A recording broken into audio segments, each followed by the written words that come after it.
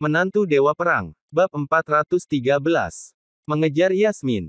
Freya yang memperhatikan Jason berhenti segera bertanya, "Kamu kenapa berhenti?" Jason melihat kembali ke jembatan panjang itu, tatapan mukanya terlihat serius seakan sedang memikirkan sesuatu. "Aku hanya ingin tahu, jika Fatu meninggal di Gunung Cheron, mengapa dia tidak dikubur di Gunung Cheron? Kenapa dia harus memilih tempat seperti ini?" Freya berkata, "Suhu di Gunung Cheron sangat dingin dan tidak bisa mencegah penyebaran racun STX. Mungkin Fatu tidak ingin menyebarkan racun ini kepada orang-orang di Gunung Cheron." Jason menjadi lebih penasaran, kalau begitu masalahnya, dari mana asal racun STX? Jika Fatu dilahirkan dengan racun STX, bukankah orang-orang di Gunung Cheron sudah lama mati? Freya juga tidak bisa menjawabnya dan terlihat ingin tahu juga, mungkin Fatu terkena racun ini di suatu tempat. Jason menganggukkan kepalanya, mungkin juga.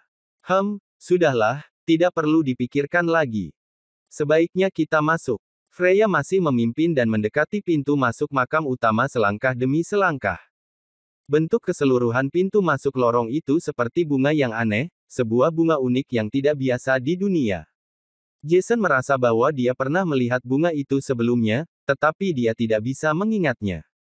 Tekanan udara ketika Freya membuka pintu keluar dengan keras. Aliran udara menyapu wajah semua orang dan terbang ke segala arah. Tekanan udara itu bahkan bisa menghancurkan satu botol air minum. Wajah Winda dihantam oleh angin itu dan wanita itu menunjukkan rasa sakit, dia segera mengerahkan seluruh energi dalam yang dia miliki, tetapi Winda masih kesulitan untuk bergerak. Tekanan udara di sini sangat kuat, sedikit lagi dan aku tidak bisa menahannya.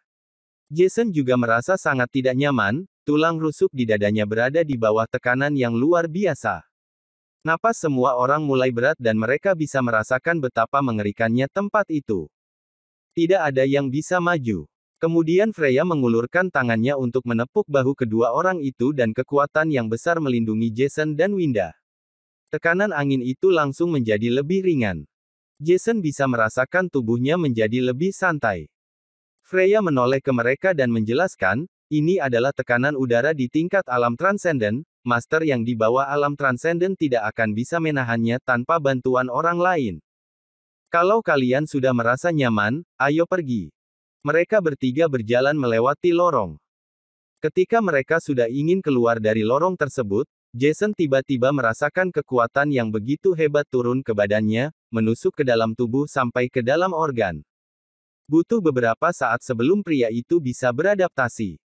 Tapi ketika Jason keluar dari lorong yang panjang itu, pria itu melihat sebuah danau mendidih yang menghasilkan uap air yang begitu tebal. Sungguh mengerikan. Di tengah danau adalah sebuah mimbar yang terdapat satu peti mati hitam yang besar. Itu seharusnya adalah peti mati Fatu. Karena suhu dinding batu di atas lebih dingin, uap angin yang naik ke atas akan berputar dan mengembun menjadi awan. Dari kejauhan, ruangan bawah tanah itu terlihat begitu indah dan menakjubkan. Winda membuka mulutnya dengan kagum, "Ini adalah pusara alam transenden. Jika aku tidak melihatnya dengan mata kepala sendiri, aku tidak akan percaya bahwa ada ruang bawah tanah yang begitu misterius di dunia." Jason mengangguk, "Tempat ini sulit untuk ditemukan. Kamu harus mencari sebuah danau dengan sumber mata air dari bawah tanah, yang dekat dengan sungai lava untuk menguapkan danau.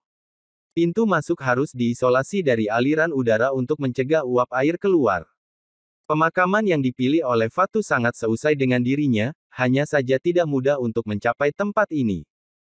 Freya menghentikan Jason dan Winda, kemudian menunjuk kepada suatu tempat di hadapannya, "Aku mendengar suara pertempuran di sana, mari kita lihat." Danau mendidih yang mampu melepuhkan tubuh orang dalam beberapa detik itu sangat luas, di samping danau mendidih itu juga memiliki banyak bukit berbatu yang bergelombang dan berkelok-kelok. Jika bukan karena kemampuan hebat mereka, mereka tidak akan bisa bertahan di tempat seperti itu. Tapi Jason dan Winda masih harus mendapatkan bantuan dari Freya, kalau tidak mereka tidak akan bisa tahan lama. Seiring perjalanan mereka, suara pertempuran itu semakin kecil dan lama-lama menghilang. Tetapi darah dan jejak pertempuran masih bisa terlihat segar.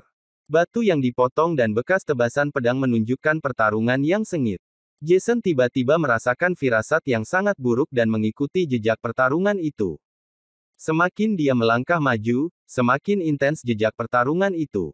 Setelah berjalan kurang lebih 1 mil, Jason melihat sebuah tangan berdarah yang tergeletak di tanah, sebuah tangan seorang pria. Tampaknya tangan itu dihancurkan oleh semacam kekuatan yang mengejutkan. Winda dengan perasaan ngeri berkata, pakaian yang tertinggal di lengan ini adalah milik para pendeta. Jason berkata, ini tangan Ali, ini adalah pakaian yang sering dipakai Ali dan aku pernah melihatnya. Kali ini Ali datang bersama Asuka, Yasmin, dan Graham. Seharusnya Ali aman dengan master yang ahli seperti Yasmin dan Graham, aku tidak menyangka. Freya kehilangan suaranya dan matanya mulai merah, bukankah guru Yasmin dalam bahaya? Freya langsung menolak kata-katanya sendiri, tidak mungkin. Bahkan jika Roger dan Ferawati berada di sini, mereka bukan lawannya guru. Ditambah dengan Graham yang begitu kuat, bagaimana bisa Ali terluka? Jason dengan berat hati berkata, sepertinya situasi di sini jauh lebih serius daripada yang kita duga. Kita harus cari tahu. Mereka bertiga terus jalan dan tiba-tiba berhenti. Jason, Winda, dan Freya melihat sebuah mayat dingin yang terkubur di bawah bebatuan. Jason secara perlahan melangkah maju dan menarik mayat itu keluar tanpa mengucapkan apa-apa. Kemudian wajah Jason berubah, dia tidak percaya dengan apa yang dia lihat, ini adalah Ali, dia terbunuh. Lihat bekas pedang di lehernya. Winda melihat tanda tipis yang hampir tak terlihat di leher Ali, wanita itu mengulurkan tangannya dan dengan lembut menekan luka leher itu, hanya untuk mendengar, splash, darah langsung berceceran keluar dari luka Ali. Leher Ali juga putus dan jatuh ke tanah. Winda gemetar dan tubuhnya tidak bisa bergerak, bagaimana ini bisa terjadi? Freya tiba-tiba berkata, ini adalah hasil dari sebuah tebasan pedang yang cepat, memotong lehernya dan tidak membiarkan darah keluar. Mata Jason terlihat beku dan dia tidak bisa membayangkan tebasan pedang secepat itu. Berapa lama waktu yang dibutuhkan agar luka itu berdarah? Freya berhenti dan melanjutkan, pedang secepat itu pasti bukan dari Roger atau Ferawati. Graham dan yang lainnya dalam bahaya. Mereka bertiga terus bergerak dan melihat sebuah jubah merah yang robek tertinggal di tanah. Freya dengan keras memeluk jubah itu dan berkata dengan wajah kikuk, Ini adalah jubah milik guru.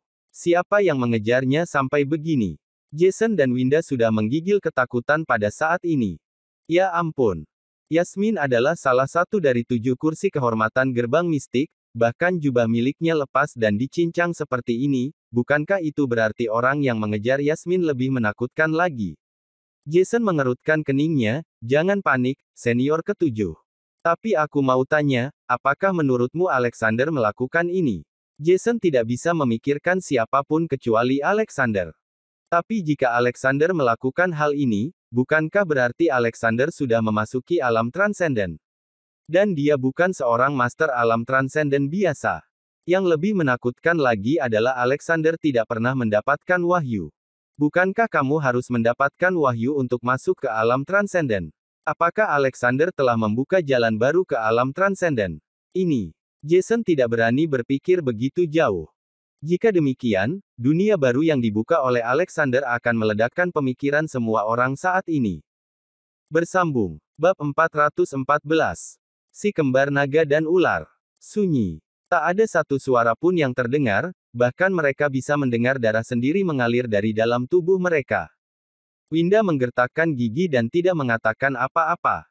Yang dia khawatirkan adalah hal ini tidak benar-benar dilakukan oleh Alexander, kan? Suasana hati Jason juga kacau pada saat ini, jika Yasmin meninggal, maka pendukung dan pelindungnya akan hilang. Pria itu sudah benar-benar menyinggung pemimpin aliansi Armori ketika membunuh Litra. Tanpa bantuan Yasmin, Jason pasti akan mati. Freya merasa sangat tertekan, dia sungguh khawatir dengan keselamatan Yasmin. Tapi di sisi lain, Freya juga khawatir mengenai Alexander. Jika Alexander mampu menembus alam transenden tanpa menerima wahyu, bukankah dia telah melanggar aturan yang ditetapkan oleh kuil cahaya? Ini. Mereka bertiga berdiri diam untuk sementara waktu.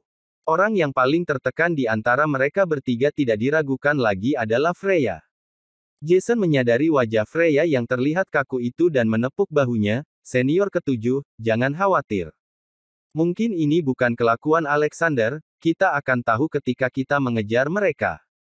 Freya mengangguk dan sepertinya telah mendapatkan sedikit harapan, iya. Mereka bertiga mengumpulkan semangat mereka dan terus mengikuti jejak pertempuran yang telah terjadi. Tanah dan batu-batu di tempat sudah berubah menjadi area medan perang, lubang dan bekas tebasan pedang menyebar di segala arah. Akhirnya mereka mendengarkan suara samar pertempuran di kejauhan. Tidak perlu melihat bekas pertempuran ini, kita hanya perlu mengikuti suara itu. Freya sudah tidak sabar lagi dan segera memimpin. Area danau mendidih itu sangat luas dan dikelilingi oleh bebatuan besar yang tingginya bisa mencapai puluhan meter, bahkan ratusan meter. Sudah sama seperti bukit kecil. Batu-batu besar itu menghalangi penglihatan Freya dan yang lainnya.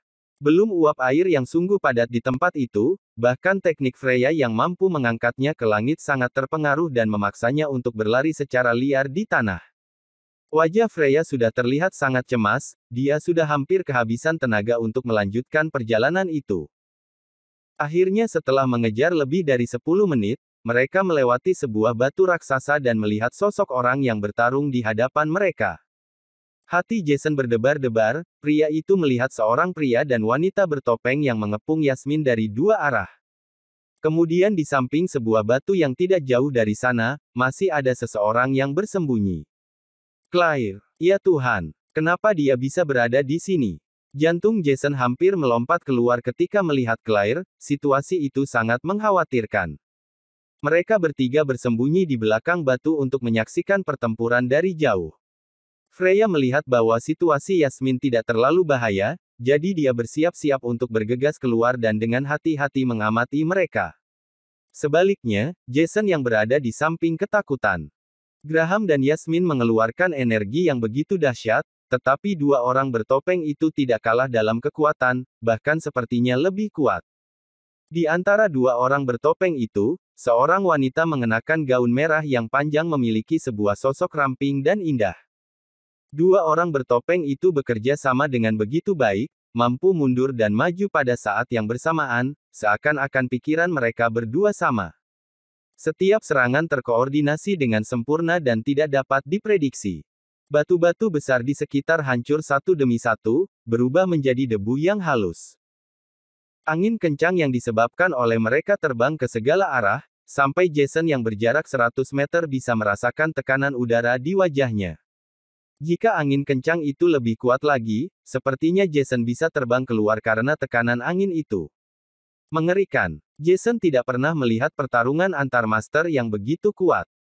Sebelumnya Jason berpikir bahwa karena dia telah membunuh Litra, dia bisa dihitung sebagai seseorang yang memasuki alam transenden. Tetapi setelah menyaksikan pertempuran antara empat monster itu, Jason baru mengerti apa itu seorang master alam transenden sejati. Di hadapan mereka berempat, Jason seperti seekor semut yang bisa dibunuh dengan satu jari. Suatu hari, apakah aku bisa menjadi master seperti itu? Pada saat itu, Jason sepertinya menyadari sesuatu. Dia menyadari bahwa posisi Yasmin dan Graham sepertinya kurang menguntungkan, mereka berdua terlihat kesusahan ketika ingin mengeluarkan tenaga. Seperti seseorang yang sudah diracun. Ini tidak baik. Jason bertanya dengan rasa ingin tahu, dari mana dua orang ini? Mereka memiliki kekuatan yang luar biasa.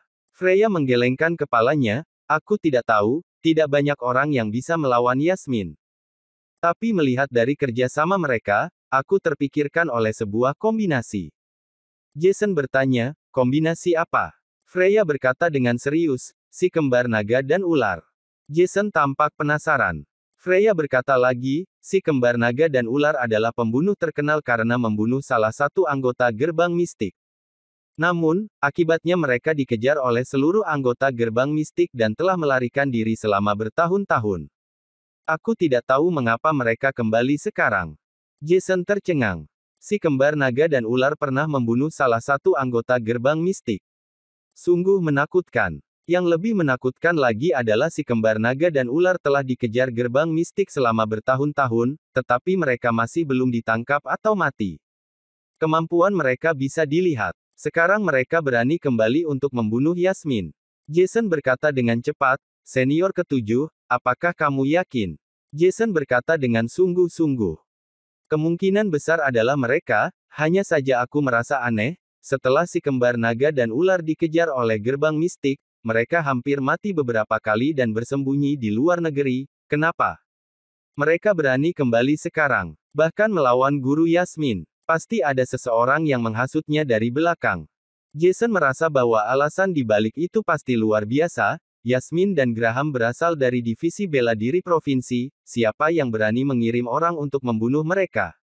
Freya juga curiga, sepertinya hal ini jauh lebih rumit dan menakutkan dari yang kita duga. Jason, kamu dan Winda berjaga di sini, aku akan berkeliling untuk melihat apakah ada orang lain, Freya menginstruksikan Jason dan menghilang dalam sekejap.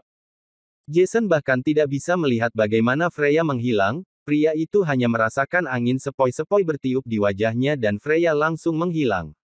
Sangat menakjubkan. Gerbang mistik memang layak dipanggil sekte besar, murid yang mereka latih dan ajar begitu kuat. Winda juga tercengang melihat pertarungan Yasmin dan bertanya dengan khawatir, Jason, Yasmin sepertinya sedang kesusahan. Jika Yasmin dikalahkan atau terluka parah, apa yang harus kita lakukan? Jason menggertakkan gigi, jika Yasmin dikalahkan, maka kita semua akan mati. Kita tidak bisa apa-apa sekarang, sebaiknya kita pergi ke tempat Claire. Bersambung.